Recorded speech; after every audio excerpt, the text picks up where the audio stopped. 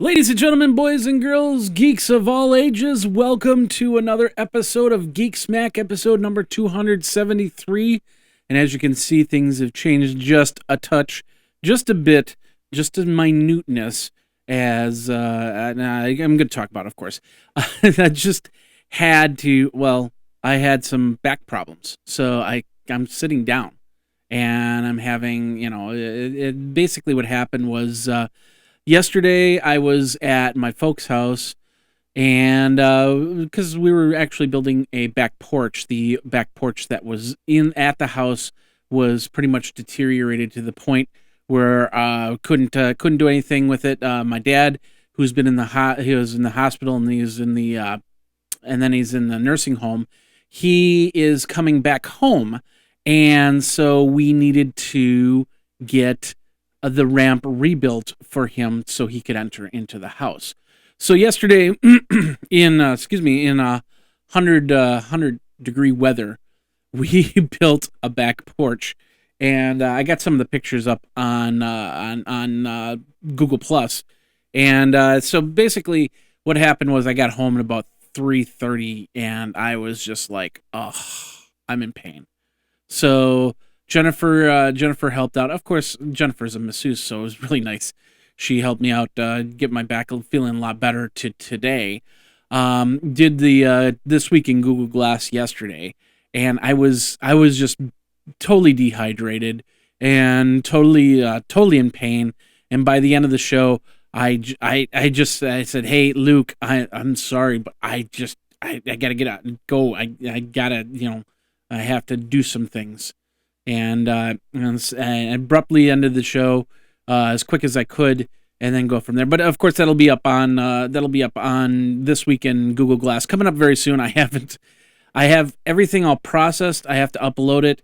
I was going to upload it during this Apple iPhone event, but I just got busy getting the Apple iPhone event going, and go from there. So, at any rate, this and that and the other thing. Today I'm actually sitting down. You're actually seeing a microphone in front of me instead of a wireless mic or the overhead mic, because I'm using my my Just Stand desk. As you can see, there it is.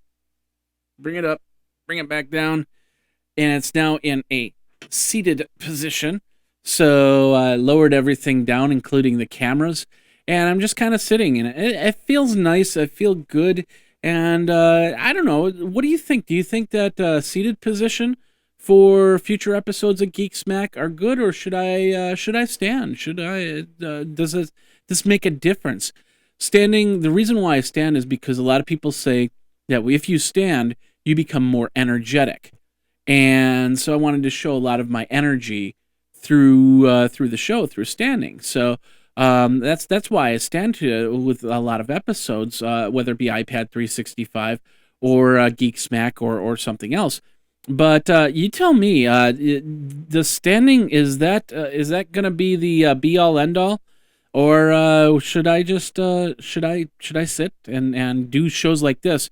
The audio is gonna be. I do have to admit, the audio is gonna be a lot better because the microphone is right here. It's a fully controlled microphone. I don't have a two mic system with a lav and an overhead mic, so you'll probably have be more impressed with the sound than previous weeks. So, but anyway, let me know. Twitter me. Geekazine is the Twitter handle. Of course, geekazine@gmail.com. You can go to there and let me know from there. I think I got everything loaded up. Of course, the big Apple event happened. 5S, 5C. I'm really surprised that they let it be called the 5S, 5C. I would have literally just called it iPhone 7. It's a 7th generation iPhone. I don't get this. It's way past anything. Call it an iPhone 7. Be done with it. But I was really impressed, or not impressed that they just kind of said, okay, yeah, here's the next iPhone. It's a great iPhone from what I saw from the 5S, but I don't know. I think it still missed a mark. And that's the key for me, is where iPhone is not going. Now they have the fingerprint reader on the 5S. The 5C is a iPhone 5 with a plastic case, basically. The 5S with the A7 chip, the first 64-bit smartphone out there. The improved camera, which now can take things like 120 frames per second for a video, slow motion video, if you're doing that, and it's very impressive. If I was to get another iPhone, and I'm still trying to figure out what phone I'm going to get. I was waiting for this time to see what Apple is going to come out with, what the other carriers are going to come out with, because this is usually when the phones come out, and so I wanted to wait for this point, and now I know what Apple's got, and now I know what the other carriers are going to get, and I'm still debating whether I'm going to even work with an Apple again or go into the Android realm, especially with my Google Glass. I mean, I've got I don't have the LG nearby, but I've got the LG, and that LG is the Optimus Pro, which was a quad-core processor, was super fast, still is super fast, and it also had it worked with glass a lot better. So I was thinking of doing that, but I'm still on the fence of what I'm going to get. We'll see what happens as we go on. I might just end up getting an iPhone. I do love the apps of the iPhone, and I did do things like hotel walkthroughs with my iPhone, so I might use that. That might become the reason why I get an iPhone once again. All right.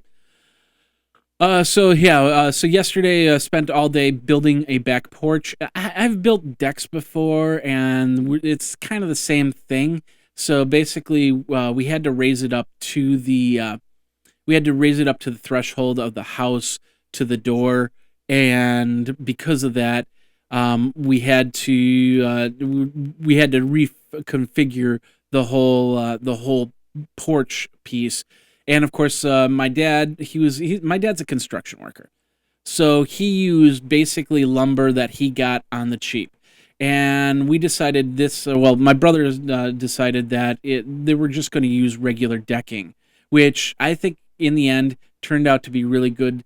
The end pictures, the end result was actually really cool. In fact, I can show you a picture here of how the porch came to be.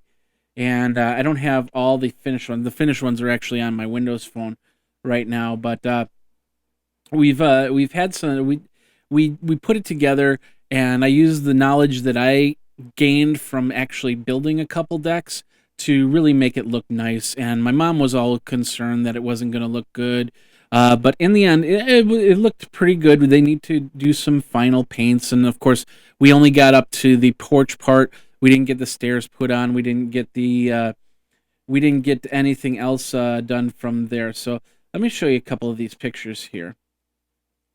And this is up on my Google Plus page, although it's not public just yet. So there's the porch. They poured the concrete. This whole area, the side where you see the trash can and the basketball hoop, that side was old concrete that we actually did ourselves back in, I think it was sometime in the 80s. I remember that. And so that new part, the lighter gray material part of the porch, just got poured because the concrete was just completely deteriorated. So they poured it last week, and it was ready for the new porch. As you can see, there's a bit of height from the door to the ground there. So we had to work out the porch.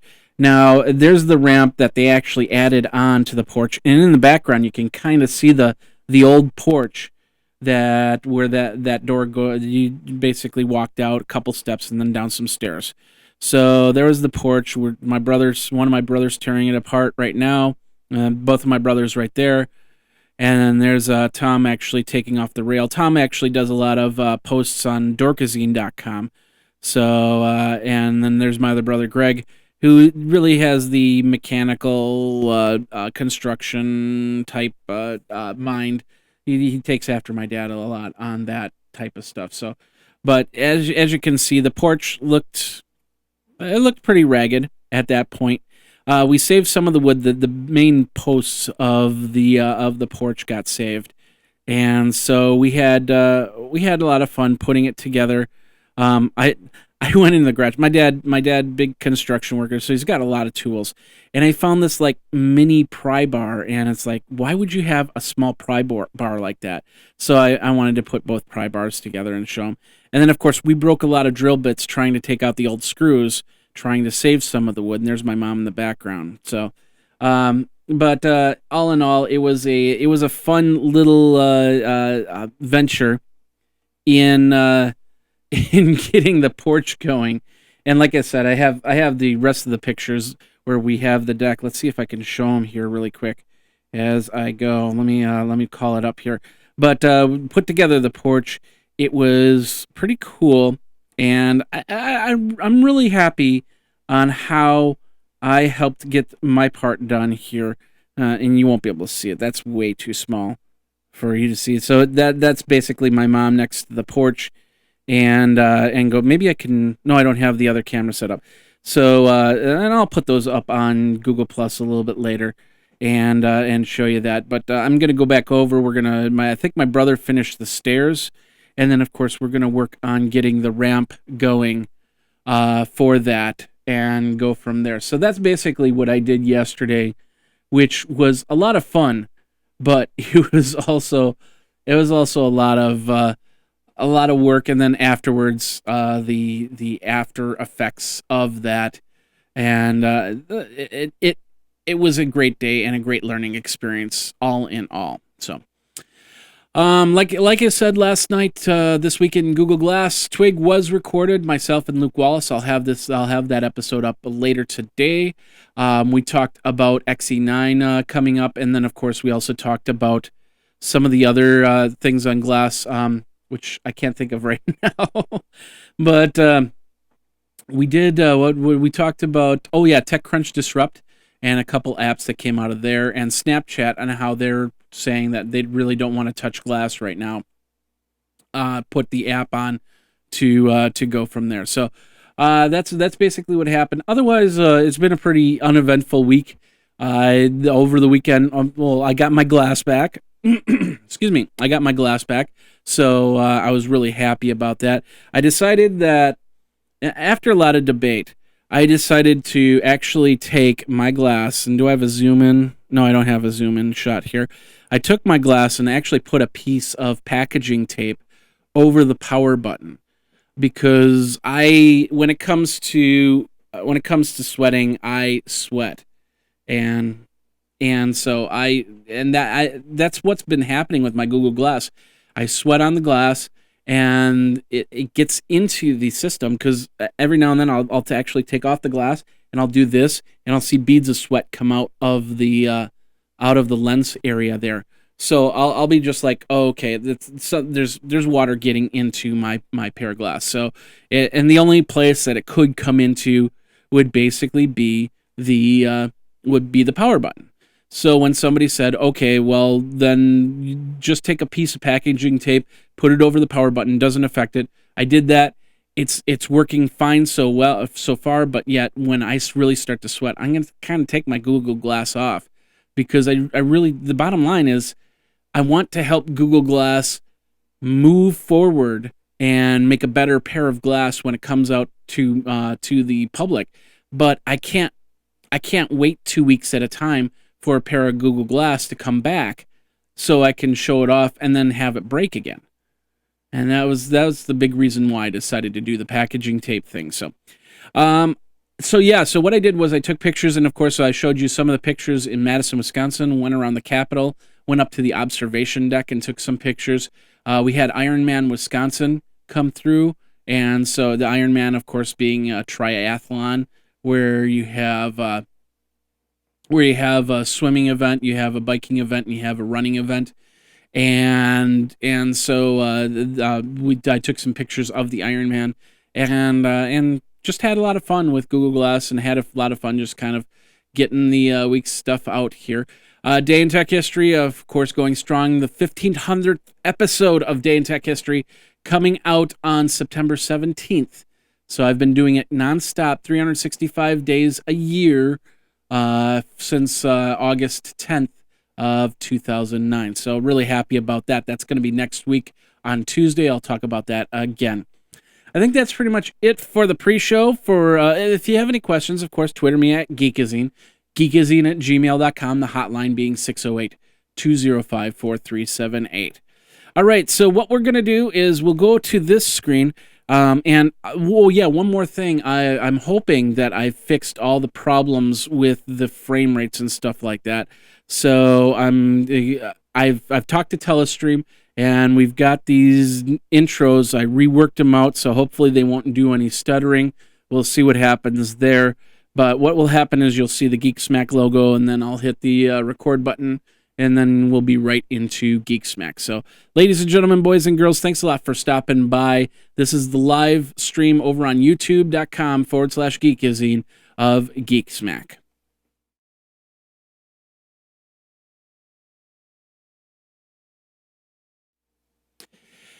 Apple held its live event today, and we got to see some new iPhones. No watch show up, though, which a lot of people were really upset about. But that's okay, because we've got a new iPhone. And is it better than the old iPhone? I don't know. What about that iPhone 5C? Is that better than the iPhone 5? Well, that's what we'll talk about next. We got a lot of great news, a lot of great tech news and geek news. We'll get a smack out, and we will do that right now.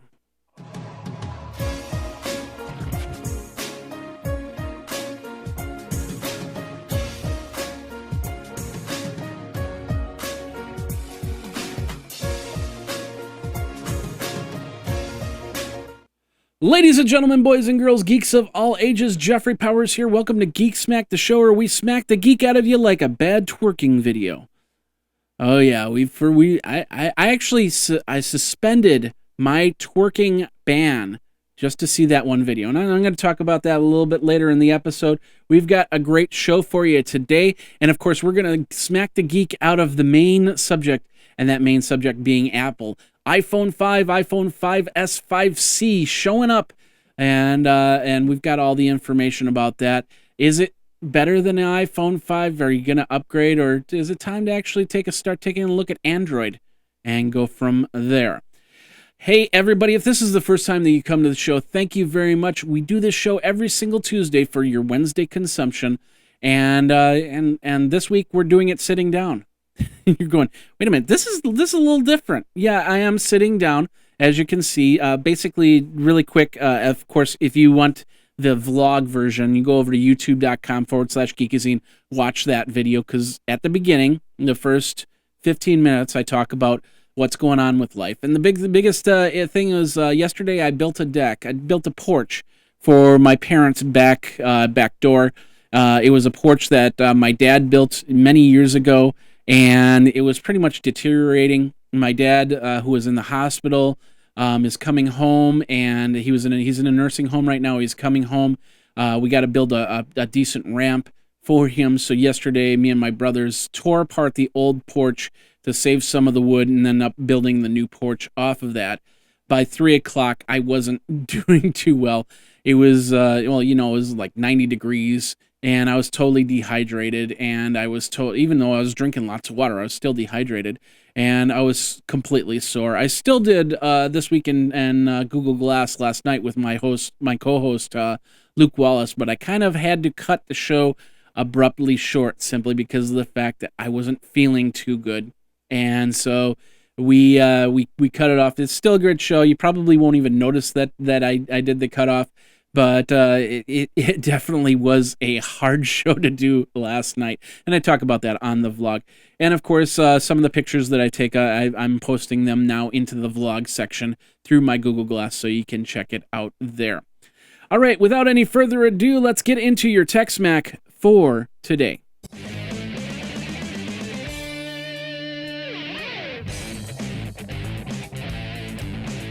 And this episode's Tech Smack is brought to you by our friends over at GoDaddy.com. Over this last week, I got this email from the new CEO of GoDaddy, and his name's escaping me. Irving is his last name. And he basically said, we're taking a new direction. And so if you went up on GoDaddy over the weekend, you saw a brand new website. You saw brand new icons. They've basically flattened it out, just like every other website nowadays.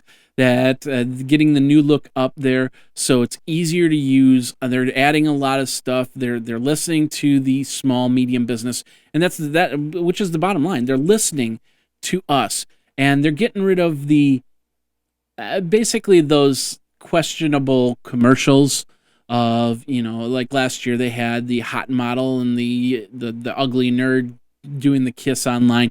Just stuff like that just really wasn't fitting anymore into GoDaddy's new look, new structure. So they basically moved on to a new level. They've got a new series of commercials using Jean-Claude Van Damme, and it's looking a lot cleaner, a lot better, and hopefully they'll get, since they are one of the top web hosting services out there, they really wanted to show that they mean business when it comes to your website, your small medium business, in hosting, in SSL certificates, in domain names, and everything else. So check it out, GoDaddy.com. Remember this code Wowazine. Think magazine, put in a wow.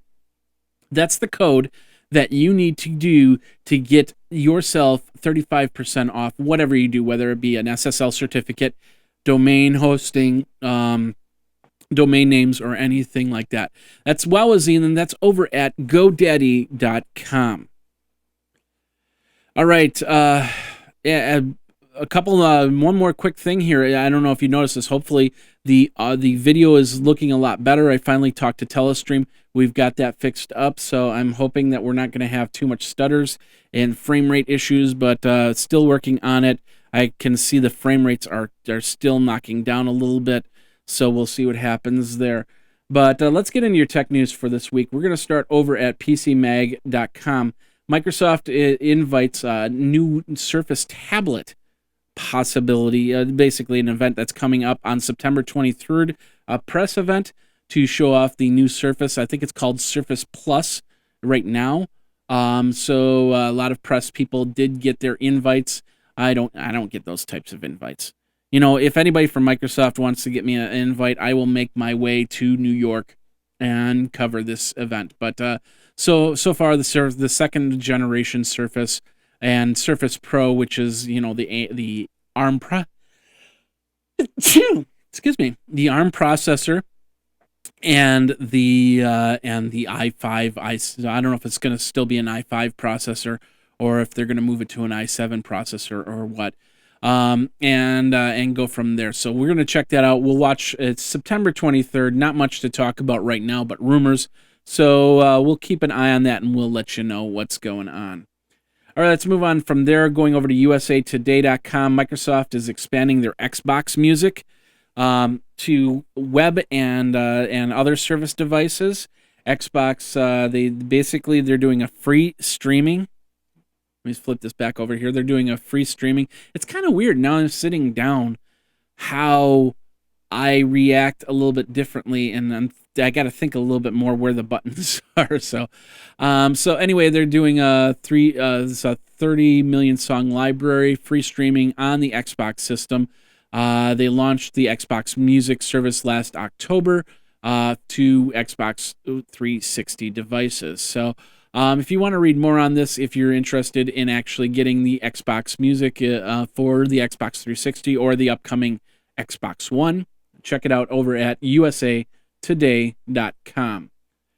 Moving over to Engadget. Engadget has got an update on their Google Glass XE9. I did get the update last night, and I actually showed off a couple features on our show, twig.tv, This Week in Google Glass, or twigg.tv, however you get there.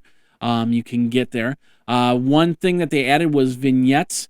They added sound search and more. So basically, if I touch on the side and hold it down, and it comes up with Google, and I say something like, "What am I listening to?" or "What do you hear?" I can't remember the term. I'll have to look it up again. But then it'll actually do like a it'll do a music search. It'll listen for music, and then it'll figure out what song is being played. So we tried it out, but I didn't have any music last night when I was talking with my host Luke Wallace. So it looked like it was working, so I'll have to give that a try a little bit more. Vignette is actually pretty cool because you can actually take a picture and then you can add what you see on glass on there. So it gives you that A/B screen experience in a picture, and that was pretty interesting there. It's got some other updates. The one thing that I noticed when I turned it back on, glass actually popped up a lot quicker. Usually it takes about 2-3 seconds before you see the glass logo. Now it's like I turn it on and it's right there. So they've done some improvements on that. You want to check that out. We've got the link over at Engadget.com. Moving from there over at Gigaom, Udacity. I was going to say Udacity. Yeah, that's wrong. It's Udacity. Udacity. Udacity. Oh, maybe. Okay, that makes sense now. Udacity. I don't know. They're teaming up with Google. They're teaming up with AT&T. They're teaming up with other companies to create what's called the Open Education Alliance. Let me show you this here really quick. So what it is a group of leading technology companies. They're helping students prepare for work in the 21st century because, nowadays it's a lot more because now you've also got to worry about social networking, social media, adding into whatever you're doing for your job for the most part. So they said they've joined forces in a group of prominent technology companies, which for the Open Education Alliance, which intends to provide students around the world with curriculum and skills they need to pursue careers in technology. So pretty interesting stuff. If you got a budding kid and trying to figure out where they're going, check out gigaom.com, and we got the link in the show notes. And of course, if you go over to geekazine.com, you'll see the show notes and all the links we have there. You can just click on there and go to whatever article you want to see and go from there. Of course, bookmark geekazine.com and then subscribe to the show notes. Subscribe to the podcast so you can get it into your inbox every single week. All right, let's move over to change.org. This is actually very interesting. I'm not a big Linux person, I'll tell you that. A lot of people know that. I do have a Linux box set up, and I've used Linux in a couple situations, a couple programs that I've set up together. So apparently there's this thing called dev/random, and it's basically RDRAND, which is a kernel thing that they've updated, which basically puts together random numbers. So over on change.org, somebody decided to put together a petition saying, we want you to remove the RDRAND from dev/random. And Linus Torvalds actually responded to this because they basically the update basically said to Linus Torvalds, please remove RDRAND from dev/random to improve overall security of the Linux kernel. And so Linus Torvalds kind of replies and goes, where do I start a petition to raise the IQ and kernel knowledge of people? Here, let me just show this to you. To raise the kernel and knowledge of people. Guys, go read the driver/character/random, then learn about cryptography. Finally, come back here and admit to the world that you were wrong. Short answer, they basically can't do it. It affects too many factors inside the Linux system to do a change like that. So it's kind of mud on somebody's face, if they especially if they say, "Oh, we're diehard Linux fans. We've got Linux all over the place. I know that thing like the back of my hand." And you say, "Oh yeah, I want you to block out RDRAND." That's kind of silly. Some of you're probably going, "Well, I don't touch Linux, so I have no idea what this means." And in all reality, I didn't know what RDRAND was about before I actually looked at this article. But it makes sense. It's just a randomizer, digit randomizer. That's it. So when you create a security password and you say, I want you to create that security password for me, RDRAND is probably doing that for you. I'm pretty sure on that. So I don't know. If you want to read more on that, we just linked straight up to change.org. You can check that out over there. Let's move over to The Verge. Virgin Media has decided that they want to embrace Netflix, add Netflix to their lineup. So you know you don't have to have a set top box like a Roku, like an Apple TV. You just have your set top box, and you can go to a channel and watch your Netflix movies from there. I think it's a great idea because not everybody wants 3 or 4 HDMI devices out there, set top boxes. I have set top boxes because I need, there's more than just Netflix for me. There's more than just Vudu and Hulu Plus and Redbox Instance just showed up on Roku. It's more than just that. It's about the independent channels, and that's what I love about set top boxes.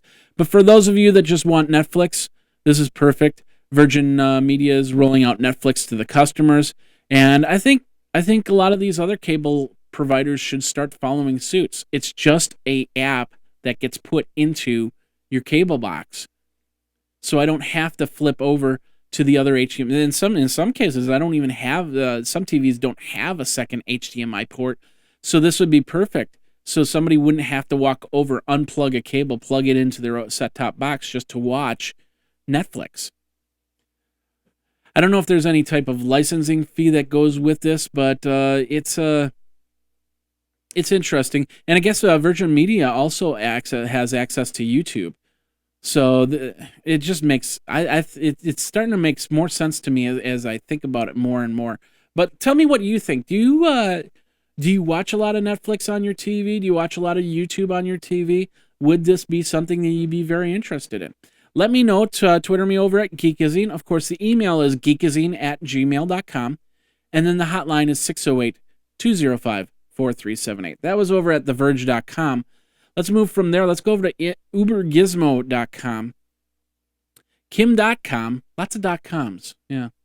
To Kim.com, of course. Kim.com, very famous for Mega. And Mega Upload. They decided to create this thing called Baboom. I like saying it. Baboom. Here it is. Baboom. Like that. So yeah, you didn't get to see the whole thing. Let's do that again. Baboom. Anyway. Baboom is the service, the music service that they're kind of they're hinting at, and it's pretty interesting. I've been reading through it, but I'll let you read through this. This article is over at ubergizmo.com. I don't know if I would, Napster. Of course, Napster on Day in Tech History. If it hasn't happened already, it's coming up. Napster, Best Buy, back in 2002, I think it was. They bought. It was 2005. They bought Napster to integrate into Best Buy, and then of course then they sold it to Rhapsody in 2007. But the whole thing is that I don't know if I want to trust a music service that started off as a pirating service and now is a legit service. Because is it really legit? Are they just learning from their mistakes, or are they trying to pay off their debts to society? In this case, for Kim.com, I don't think that's the case. So I'd rather go through iTunes. I'd rather go through Google Play, because they didn't try to cheat you at first just to get enough to turn around and say, okay, well, yeah, let's start a legitimate music company now. So we'll see what happens. If you want to read more on this, go over to ubergizmo.com and tell me what you think. Twitter me at Geekazine or geekazine@gmail.com. We're going to go from Mega, we're going to go to WikiLeaks. Apparently, there's a server on eBay from WikiLeaks. The main server for WikiLeaks is on sale at eBay. It's, last time I saw it, was at $25,000 and change. And basically, it's a Dell PowerEdge 4, I think it was. Let me call it up here, the actual eBay article. It's a Dell PowerEdge R410 server, and of course it says item used. Let's zoom in on it. It's just basically the PowerEdge. It's probably got absolutely no data on it. It's just a server in which WikiLeaks was run upon, and that's it. So if you're and it's at $25,433.33, 81 bids already. So if you're interested in actually pulling this server from 2010, and it's actually cheaper to probably buy a current PowerEdge server, then check that out. But that is a piece of history. That's a piece of where we were at one time. So if you want to read more on that, go over to CNN.com. Ladies and gentlemen, boys and girls, geeks of all ages, this does bring us to the end of part one, the Tech Smack version. We're going to get you in the Geek Smack version, then we're going to talk about Apple. We're going to talk about the 5S, the 5C. We're going to talk about what they did right, what they did wrong, what they did left, what they did right, and we're going to smack it all out. And we're going to do that next.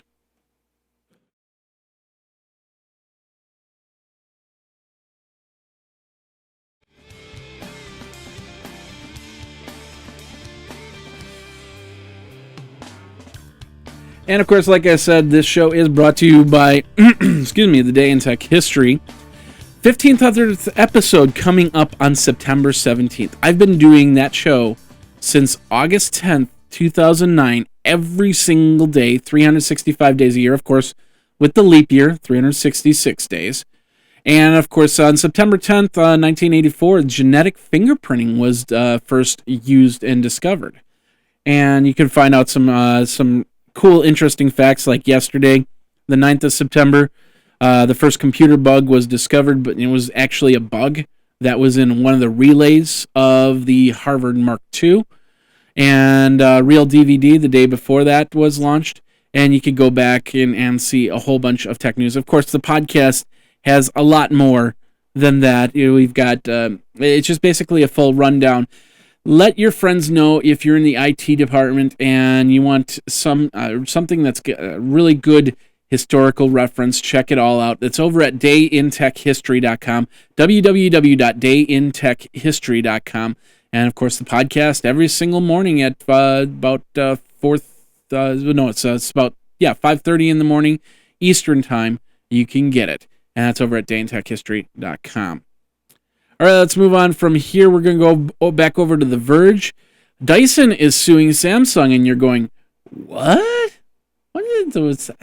How's a vacuum cleaner suing a phone? Samsung is actually more than just a phone company. They actually make a vacuum cleaner. And Samsung at IFA apparently came out with a new version of their vacuum cleaner that Dyson said, the way that you maneuver it looks a lot like one of our items that we have a patent on. Now, if you've ever seen a Dyson commercial, they basically say, we've got more patents on vacuum cleaners than anybody else. And they've sued many vacuum cleaner companies. I know that they've sued Hoover at one time, and they have sued Samsung also for some patents on vacuum cleaner technologies. So, and vacuum cleaners have gotten really interesting in technology. They got, they don't have like Android built into them or anything like that. But the way that they clean, the way that they pick up hypoallergenic items, and the way that they pick up dust, for that matter, that's all patented. And so Dyson's got a line on a lot of that stuff. So pretty interesting stuff. If you want to read more on that, go over to theverge.com. We'll move on from there. There is, over on Engadget, there is a new player, possible a new player. It's not out yet. In the PS Vita TV, it's a mini console. It's a set-top box, about $100. It's planned to arrive around November. And so you'll be able to watch your favorite applications on the PS Vita. And I'm guessing that they're going to add games to this, since it is a PlayStation thing. It's a 60 millimeter by 100 millimeter device in white. They say it's about $100 or 9,954 yen. It is also got video unlimited service, karaoke, Sony Music Unlimited. And I think it's a great idea for Sony to enter into the set-top box market.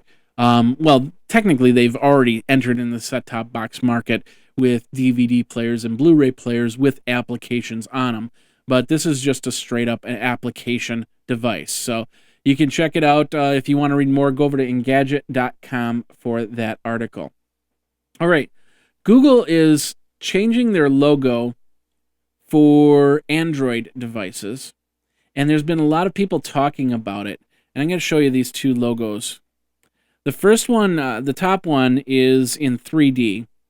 So you have beveled edges, and you have a well, this one actually, this picture doesn't have a drop shadow to it, but the older versions of the Google logo had a drop shadow to it.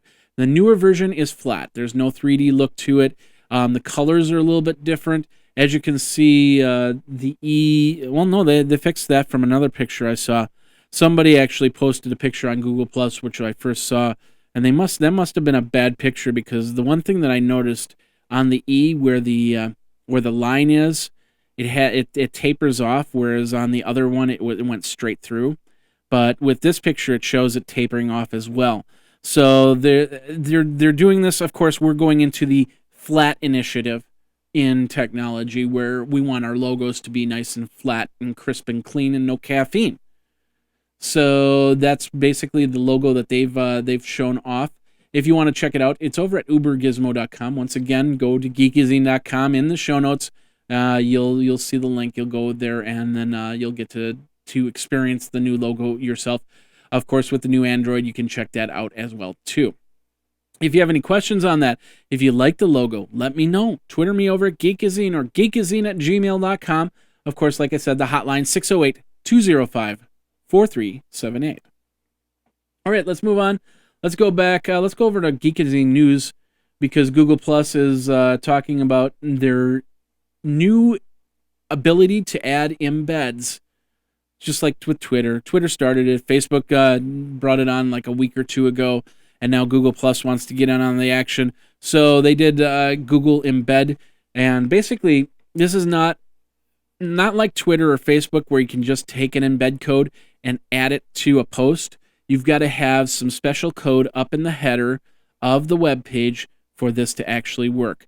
So basically, here's my post, and I talked about Iron Man happening this last weekend.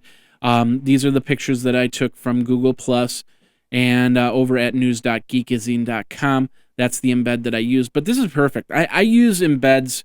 I'm starting to use embeds on howtorecordpodcasts.com. Starting to use embeds over on geekazine.com, because then you get some opinions on your web pages. And then, of course, they can follow those people or whatnot.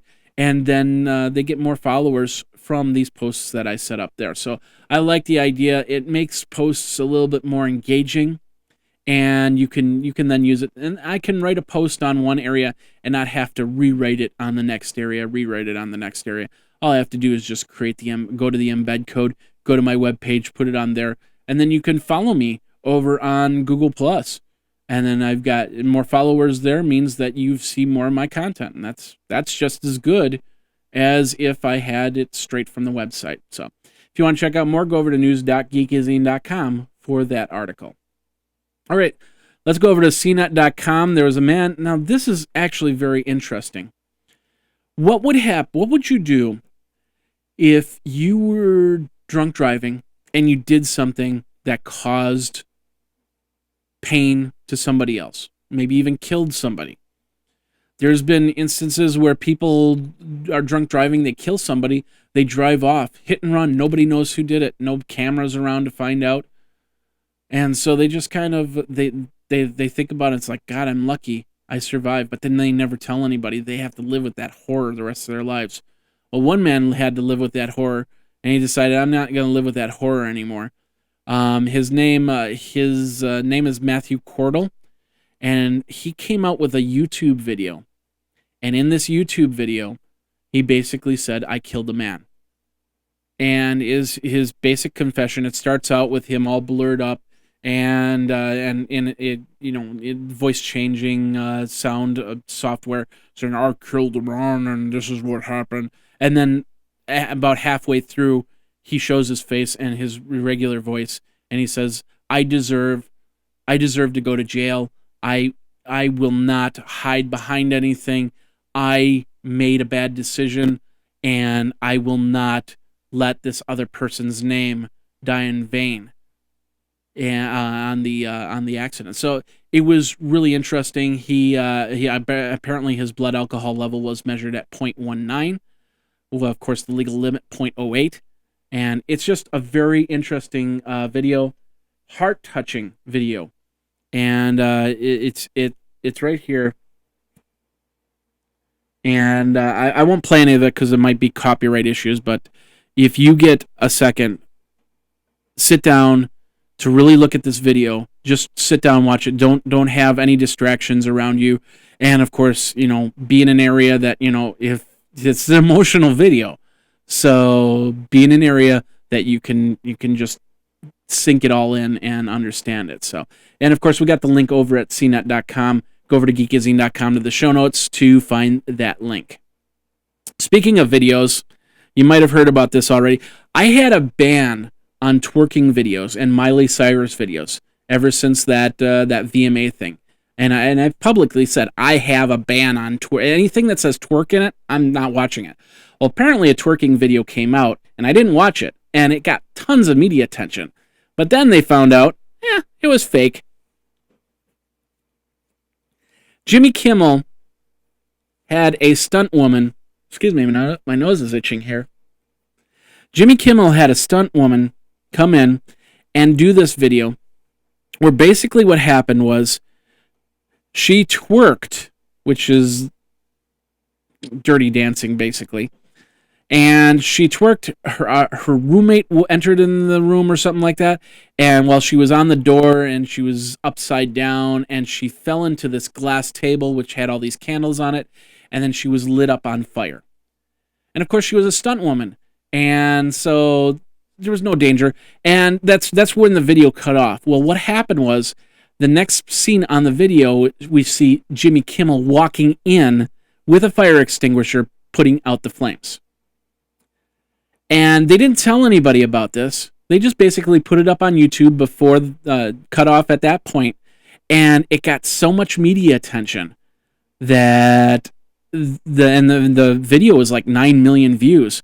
So apparently, a night or two ago, Jimmy Kimmel had her on the show, and they talked to they ousted their claim on that, and they said this was all a fake, and we can't believe how much media coverage got off of that. So, and then Jimmy Kimmel said one thing that I hope will ring true on this whole thing, and that is, and I hope at this point, twerking is done. There is no more twerking. And hopefully that word will just die into the future and nobody will even mention the word twerk.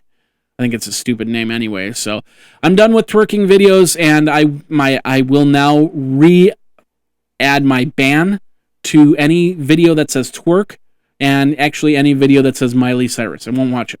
So simple as that. If you want to check out more on that, we've got the link over at BuzzFeed.com. Do you twerk? Is there a good way to twerk?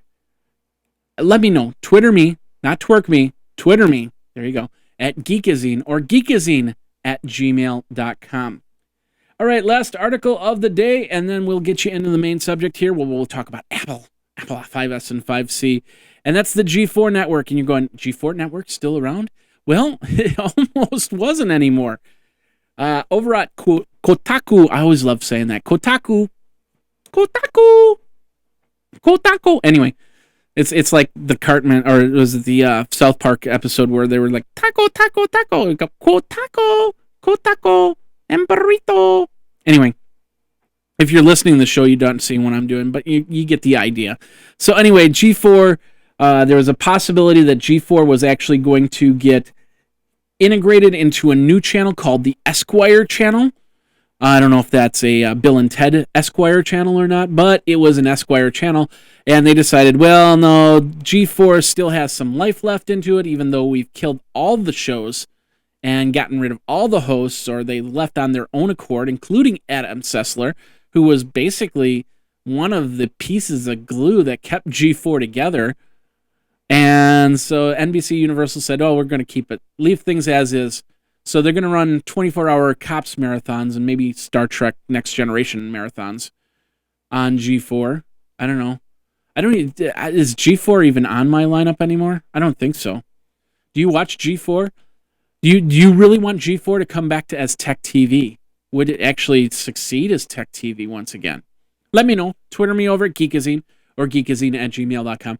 I don't think it would. I think, things like with Leo Laporte doing Twit and Revision 3 and all, shows like this already taking care of things. I don't think a tech channel is part of a cable lineup anymore. So, but let me know what you think. You can even call me 608-205-4378. All right, ladies and gentlemen, boys and girls, geeks of all ages, that does it for this part of the show. When we come back, we're going to talk about Apple, the iPhone event, what they talked about, what's out there, what we're seeing, what's going to happen, why you should get yourself an iPhone, is it worth getting yourself an iPhone, and a lot more. We'll do that, and we'll be back after this.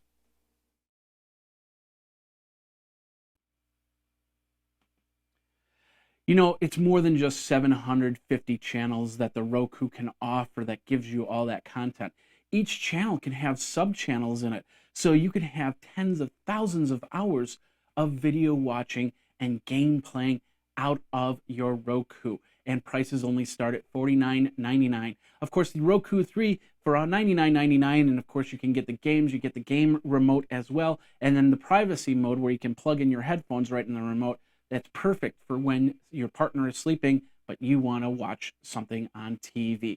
Lots of great stuff from Angry Birds to Amazon to Hulu, and of course the Tech Podcast channel. Let me show you this really quick. This is how you get to some of the content from Geekazine on the Tech Podcast channel. You just go into the Tech Podcast video, and you're going to go into Tech News, and you're going to find like the special events, iPad 365, Geek Smack, and a whole bunch more. A lot of other tech podcast shows right on that Roku for you, right at your fingertips, right through the remote. And then, of course, you can get your Netflix, you can get your Amazon, you can get your Hulu just as easy, and many more channels. PBS, we've got Redbox Instant, TV Guide, Sci-Fi Channel, and much more. Check it out. It's all over at Roku. Remember, geekazine.com/Roku. Of course, that helps me keep the lights on for all my shows. Thank you very much. And go over where streaming is made simple.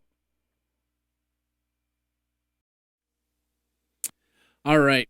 So Apple announced their 7th generation phone dubbed the 5S and 5C. The 5C is technically the iPhone 5 with color cases. The 5S really has the upgrades you might want on a phone, especially since it's the world's first 64-bit smartphone with a new A7 chipset. 5S also will contain a fingerprint sensor, which will allow you to unlock your phone. You can set up multiple unlocks, maybe one for you, maybe one for this finger, one for this finger. Actually, it could also be for a spouse.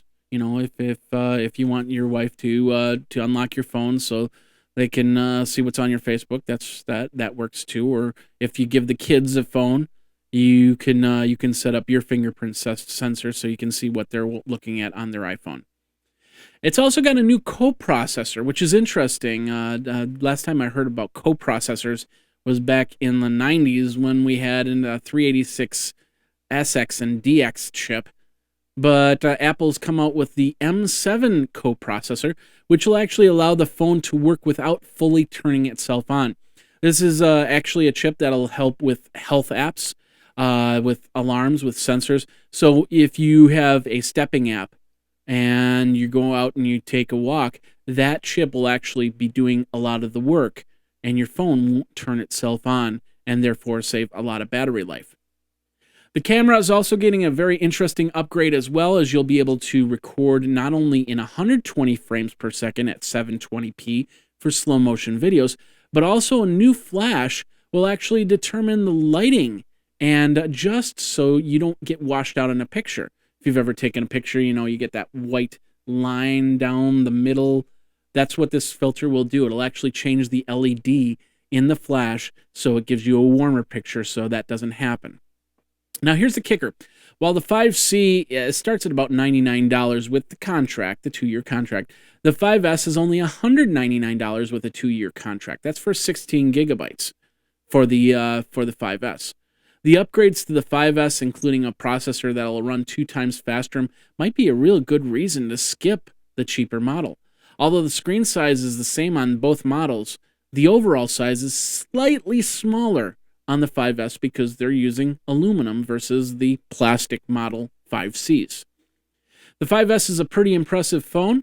While Apple wants to get you off your 3GS or 4, I'm not sure why they would want to have it turn into a 5C and why you would want to actually buy a 5C when for a few dollars more you could actually get yourself a 5S.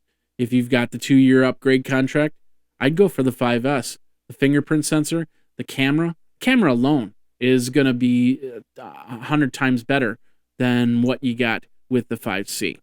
But you let me know what you think. Are you going to get yourself a 5C? Are you going to get yourself a 5S? Let me know. Twitter me. The date, the magic date, is September 20th, where you can pre-order. And they're not doing pre-orders a week before like they did last year. They're doing pre-orders or orders on the same day. So you can either walk to the store, get yourself your phone, or you can order it online and go from there. So, and of course, with the aluminum models, you have it in black, gold, and silver, whereas the 5C, the colors are blue, orange, white, gray, and black, I think. There were 5 colors. So check it out. Let me know what you think. Which phone are you going to get? Are you going to get the 5S, the 5C, or are you going to actually switch to an Android or use an Android phone or even use a Windows phone? Let me know. Twitter me over at Geekazine, geekazine@gmail.com, and then, of course, the hotline, 608-205-4378. That does it for this week. I hope we get a smack the geek out of you. And, of course, if you have any questions, please go ahead and Twitter me and email me at those areas once again. Thanks a lot for watching. Thanks a lot for listening. My name is Jeffrey Powers. We will be back next week with another episode with more smacking of the geek, and we're going to have a lot of fun with that, and we will see you then. And until then, oh yeah, let me know. Do you like me sitting down or standing up? Twitter me at Geekazine. Tell me that too. Take care, and you guys, geek out. We'll see you next week.